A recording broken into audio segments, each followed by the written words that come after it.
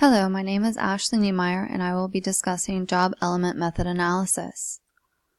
To begin, job element method analysis is the earliest of worker-oriented job analysis approaches and is most similar to the work-oriented methods.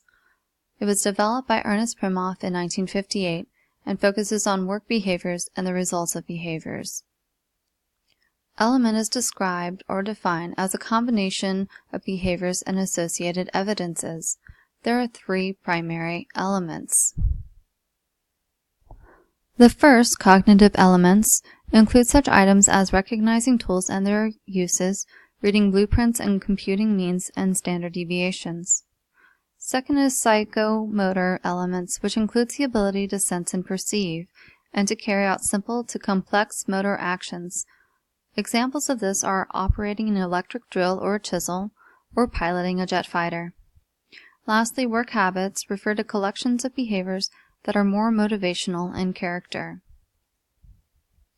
The primary purpose of job element method analysis is the development of work samples, which are then used for personnel selection, performance evaluation, and training. Elements can also help to identify important aspects of overall job performance. You can read more about this in Job J coefficient, listed in our text on pages 70 through 71. There are 6 general steps for job element method analysis. The first is to gather elements from subject matter experts. Experts then rate each element on 4 rating scales. These include the barely acceptable scale, the superior scale, the trouble likely if not considered scale, and the practical scale. An analysis will derive a scale value from subject matter experts' ratings. These derived ratings will then be shared with subject matter experts. These include the total value scale, the item index scale, and the training value scale. Results from these scales can then be used in the intended application. The procedure for the job element method analysis occurs in 2 sessions, each 3 to 5 hours long. The first session includes the subject matter's experts to brainstorm and rate job elements and sub-elements. The subject matter experts will rate these elements based upon the previously mentioned 4 rating scales. The first rating scale is the barely acceptable scale. This scale requires a judgment to be made as to whether barely acceptable workers must possess an element to do the job. The second scale is the superior scale, which asks subject matter experts to describe how useful the element is for distinguishing the superior worker. Next is the trouble likely if not considered scale, which asks the subject matter experts to describe whether trouble is likely if the element is not included in an examination or screen for new hires. Lastly is the practical scale, which asks subject matter experts whether job applicants are likely to possess the element. Each of these 4 rating scales are rated with the 3-category response. Subject matter experts will provide a 0 if the scale has some minimal value, a check mark if the scale applies somewhat, and a plus sign if the item is highly applicable. For example, in the superior scale, if the element is not useful for distinguishing the superior worker, the subject matter expert will provide a 0. If the element is valuable for distinguishing a superior worker, the subject matter expert will provide a check mark. And lastly, if the element is very important for distinguishing the superior worker, the subject matter expert will provide a check or a plus mark.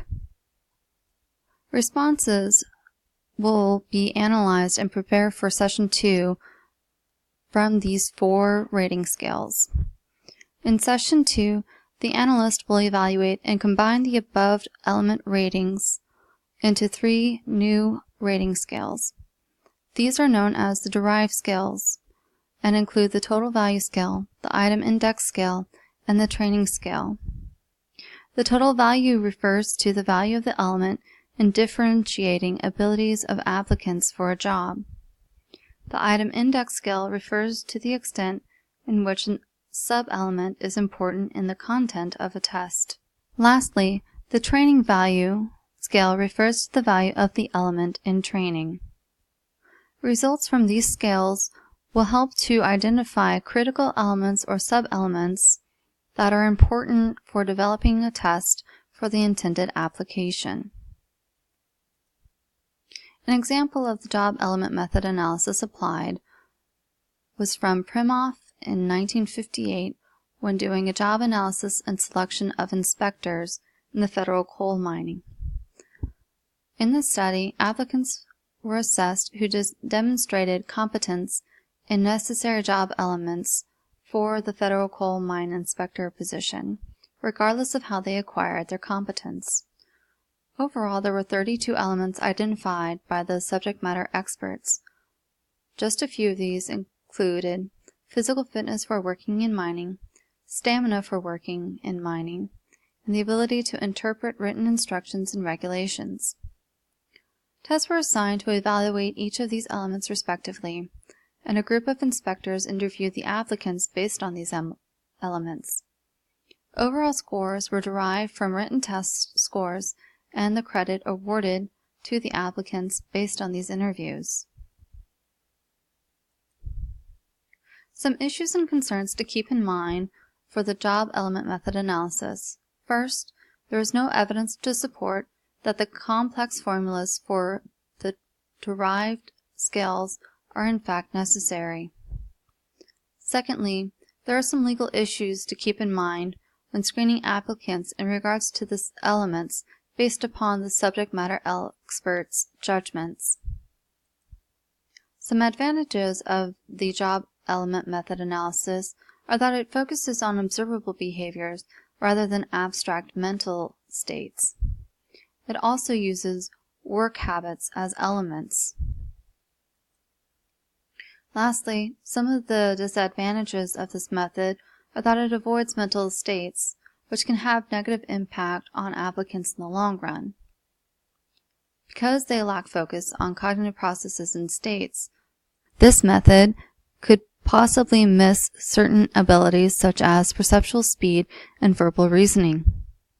Applicants who rate low on these processes may find that they are performing not as well at their job, but this will not be identified until well into their employment.